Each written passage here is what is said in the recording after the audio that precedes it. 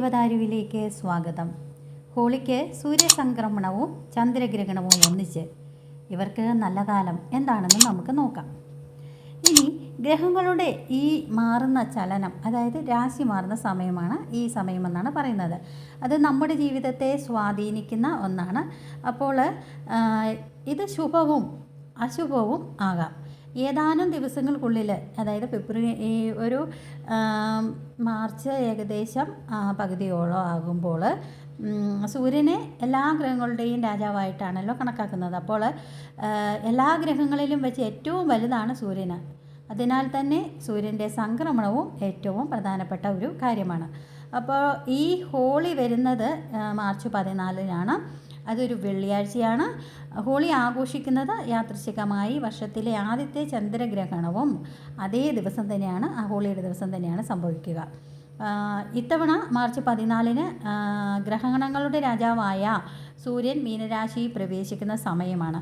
അതിനാൽ തന്നെ 100 വർഷങ്ങൾക്ക് ശേഷം സൂര്യസംക്രമണവും ചന്ദ്രഗ്രഹണവും ഒരുമിച്ച് സംഭവിക്കുന്നതിൻ്റെ അപൂർവത ഇവിടെ നമുക്ക് അനുഭവിക്കാവുന്നതാണ്. ഈ ചന്ദ്രഗ്രഹണം ഇന്ത്യയിൽ ദൃശ്യമാകില്ല എന്നാണ് പറയുന്നത്. എന്നാൽ യൂറോപ്പ്, ഓസ്ട്രേലിയയുടെ ചില ഭാഗങ്ങളിൽ, വടക്കൻ ദക്ഷിണ അമേരിക്കയും പസഫിക്, അറ്റ്ലാന്റിക് സമുദ്രം, ഉത്തര ദക്ഷിണ ധ്രുവം ഉൾപ്പെടെ ചില പ്രദേശങ്ങളിൽ ഇത് കാണാൻ സാധിക്കും. ഇനി നമ്മുടെ വേദ ജ്യോതിഷ പ്രകാരം ഹോളി ദിനത്തിൽ സൂര്യസംക്രമണവും ചന്ദ്രഗ്രഹണവും സംഭവിക്കുന്നത് അപൂർവം ആയതിനാൽ തന്നെ ചില രാശിക്കാർക്ക് അത് ശുഭമുഹൂർത്തം ആരംഭിക്കാൻ പോകുന്നു എന്നാണ് പറയുന്നത്. ആ രാശിക്കാർ ഏതൊക്കെയാണെന്ന് നമുക്കൊന്ന് നോക്കാം. ഏതൊക്കെയാണ്? ഇടവരാശിയുണ്ട്. അതിൽ സൂര്യസംക്രമണവും ചന്ദ്രഗ്രഹണവും കൂടി ചേർന്ന് വളരെ ശുഭകരമാണ്. ഇവർക്ക് ജോലിസ്ഥലത്തെ തടസ്സങ്ങളൊക്കെ മാറും, മുടങ്ങിക്കിടന്ന ജോലികൾ പൂർത്തീകരിക്കും, കുടുംബത്തിൻ്റെ എല്ലാ പിന്തുണയും ഇവർക്ക് ഈ രാശിക്കാർക്ക് ലഭിക്കും. അതുപോലെ മിഥുന രാശിക്കാർക്ക് വർഷത്തിലെ ആദ്യത്തെ ചന്ദ്രഗ്രഹണവും മിഥുന രാശിക്കാർക്ക് വളരെയധികം ഗുണം ചെയ്യുന്നതാണ്. ആരോഗ്യ സംബന്ധമായ പ്രശ്നങ്ങളിൽ നിന്നും മാനസിക സമ്മർദ്ദങ്ങളിൽ നിന്നുമൊക്കെ ഇവർക്ക് വളരെയധികം ആശ്വാസം ലഭിക്കുന്ന ഒരു സമയം കൂടിയാണിത്. ഇനി കർക്കിടക രാശിക്കാർ, അവർക്ക് സൂര്യസംക്രമണവും ചന്ദ്രഗ്രഹണവും കൂടി ചേരുന്ന ഈ സമയം വളരെ ശുഭകരമായിരിക്കും.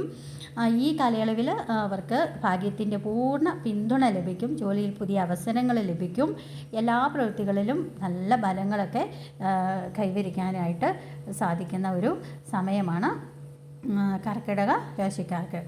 അപ്പോൾ ഇതാണ് നമ്മുടെ ഈ ഒരു ചന്ദ്രഗ്രഹണവും സൂര്യസംക്രമണവും വരുന്ന ഹോളി ദിനത്തിൽ വരുന്ന ഗുണങ്ങൾ ഈ രാശിക്കാർക്കൊക്കെയാണ് കൂടുതൽ ലഭിക്കുക.